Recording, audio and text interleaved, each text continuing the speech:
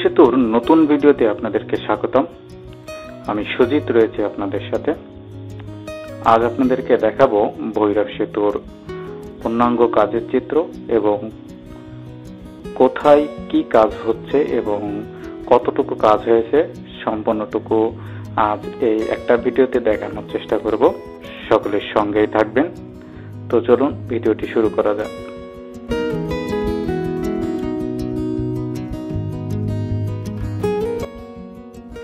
কার্যাদেশ অনুযায়ী 2022 সালের 25 নভেম্বর খুলনাবাসীর বহু প্রতীক্ষিত এবং প্রত্যাশিত ভৈরব সেতুর নির্মাণ কাজ সম্পন্ন হওয়ার কথা ছিল।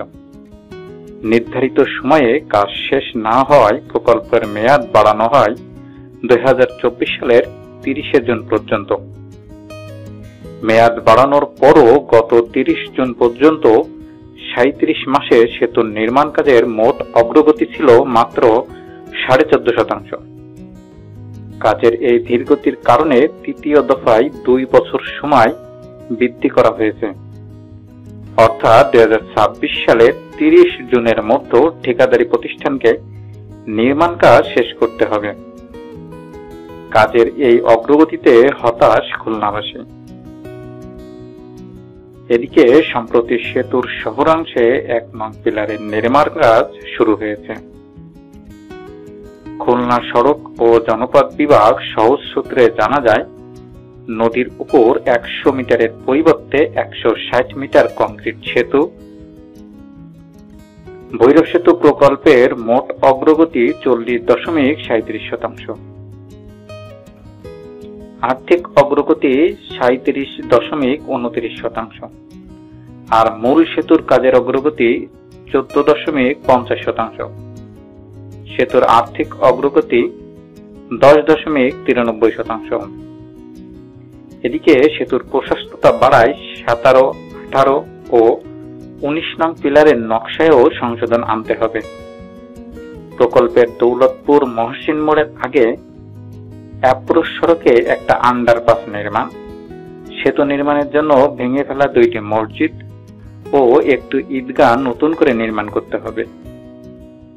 বর্তমান নকশায় নদীর উপর 100 মিটার কংক্রিট সেতু নির্মাণের সিদ্ধান্ত ছিল, আর সেতুর প্রশস্ততা হওয়ার কথা ছিল 7.3 মিটার, প্রায় 22 ফুট।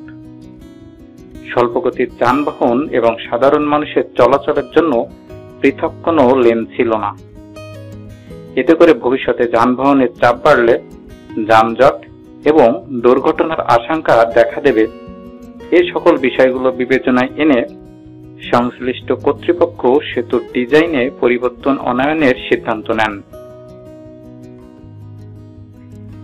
প্রকল্প এলাকা ঘুরে দেখা যায়, সেতুর শহরাংশে রেলগেটের সংলগ্ন খুলনা যশোর মহাসড়কের পূর্ব পাশে 1 নং পিলারের পাইলিং এর কাজ চলছে জোরে সোরে। এ প্রান্তে সেতুর ভৈরব নদী সংলগ্ন 3টি পিলার দৃশ্যমান হয়েছে। এছাড়া সেতুর দিঘলিয়া প্রান্তে 17 থেকে 28 নং মোট 12টি পিলার দৃশ্যমান হয়েছে।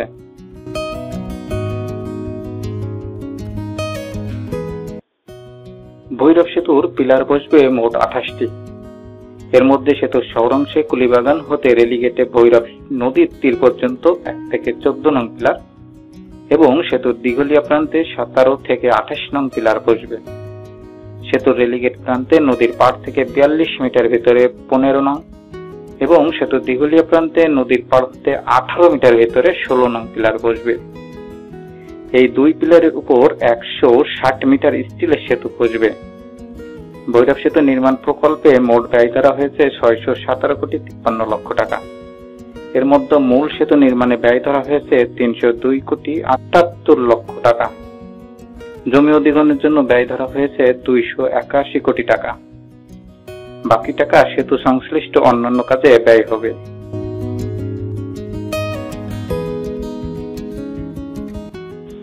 আসলে দিঘলিয়া খুলনাবাসী অধীর আগ্রহে আছে যে এই সেতু দিয়ে কবে পার হতে পারবে, আদেও কি পার হতে পারবে কিনা।